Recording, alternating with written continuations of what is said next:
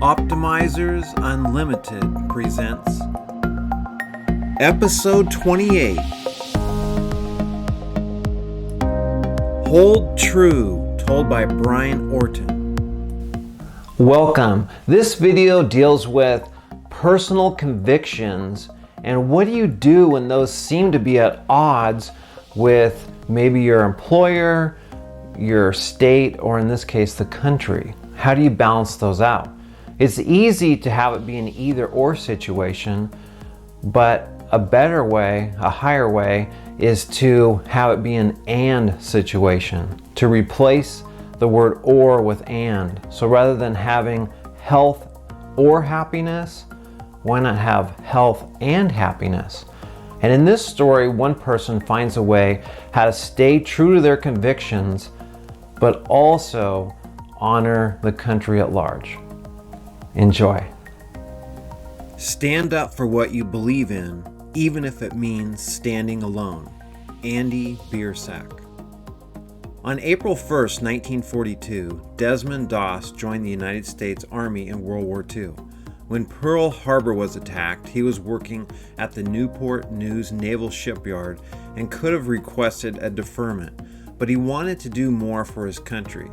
He was willing to risk his life on the front lines to preserve freedom. When he joined the Army, Desmond assumed that his classification as a conscientious objector would not require him to carry a weapon. He wanted to be an Army combat medic. As luck would have it, though, he was assigned to an infantry rifle company. His refusal to carry a gun caused a lot of trouble among his fellow soldiers. They viewed him with disdain and called him a misfit. One man in the barracks warned him, "Doss, as soon as we get into real combat, I'll make sure you won't come back alive." His commanding officers also wanted to get rid of the skinny Virginian who spoke with a gentle southern drawl. They saw him as a liability. Nobody believed a soldier without a weapon was worthwhile. They tried to intimidate him, scold him, assign him extra tough duties, and declared him mentally unfit for the Army.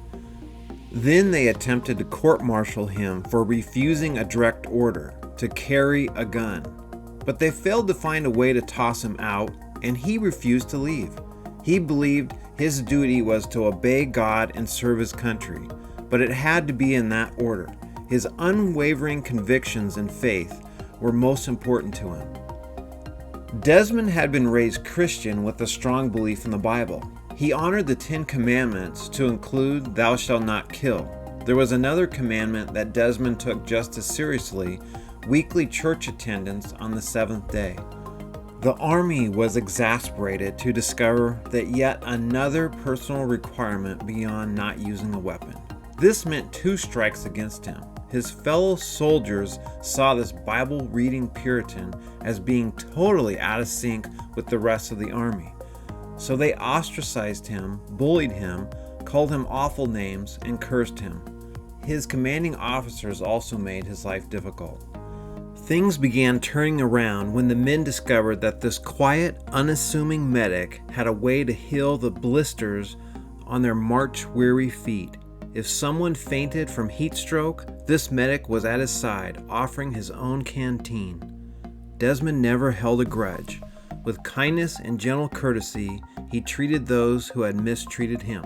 Desmond served in combat on the islands of Guam, Leyte, and Okinawa. In each military operation, he exhibited extraordinary dedication to his fellow men. When the cry "medic" rang out on the battlefield, he never considered his own safety. He repeatedly ran into the heat of the battle to treat a fallen comrade and carry him back to safety. All this while enemy bullets whizzed past him and mortar shells exploded around him. In May 1945, as German troops were surrendering on the other side of the world, Japanese troops were fiercely defending to the last man the only remaining barrier, Okinawa, and the stronghold of Hacksaw Ridge to an Allied invasion of their homeland. The men in Desmond's division were repeatedly trying to capture the imposing cliff the soldiers called Hacksaw Ridge. After the troops had secured the top of the cliff, The Americans were stunned when suddenly enemy Japanese forces rushed them in a vicious counterattack. Officers ordered an immediate retreat. Soldiers rushed back to climb down the steep cliff. All of the soldiers except one. Less than 1/3 of the men made it back down.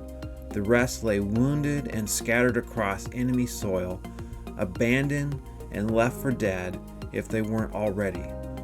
One lone soldier disobeyed orders and charged back into the firefight to rescue as many of his men as he could before he either collapsed or died trying. His iron determination and tenacious courage resulted in at least 75 lives saved that day, May 5th, 1945. Eventually, the Americans took Hacksaw Ridge. Okinawa was captured inch by bloody inch. Several days later, during an unsuccessful night raid, Desmond was severely wounded. Hiding in a shell hole with 2 riflemen, a Japanese grenade landed at his feet. The explosion sent him flying. The shrapnel tore into his leg and his upper hip. He treated his own wounds as best as he could. While attempting to reach safety, he was hit by a sniper's bullet that shattered his arm. His brave actions as a combat medic were done, but not before insisting that they take another man first before rescuing him. Wounded, in pain, and losing blood, he still put others ahead of his own safety. He would choose to die so others could live. 3.5 years after enlisting in the Army, Desmond Doss was standing on the White House lawn receiving the nation's highest award for his bravery and courage under fire, the Medal of Honor. Of the 16 million men in uniform during World War II, only 431 received the Congressional Medal of Honor.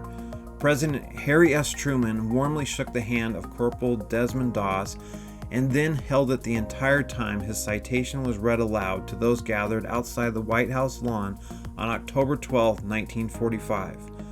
"I'm proud of you," Truman said. "You really deserve this. I consider this a greater honor than being president." The journey that had brought young Desmond to this day had been a challenging one, but the challenges weren't over. Before being discharged from the Army in 1946, Desmond developed tuberculosis. He would spend most of the next 6 years in hospitals. Cold, wet, sleepless nights, shivering in muddy foxholes on the islands of the Pacific had taken their toll. As the illness progressed, his left lung had to be surgically removed along with 5 ribs. For the rest of his life, he survived on a single lung until it too failed. At the age of 87, Corporal Desmond Doss died on March 23, 2006, after being hospitalized with difficulty breathing. He is buried in the National Cemetery, Chattanooga, Tennessee.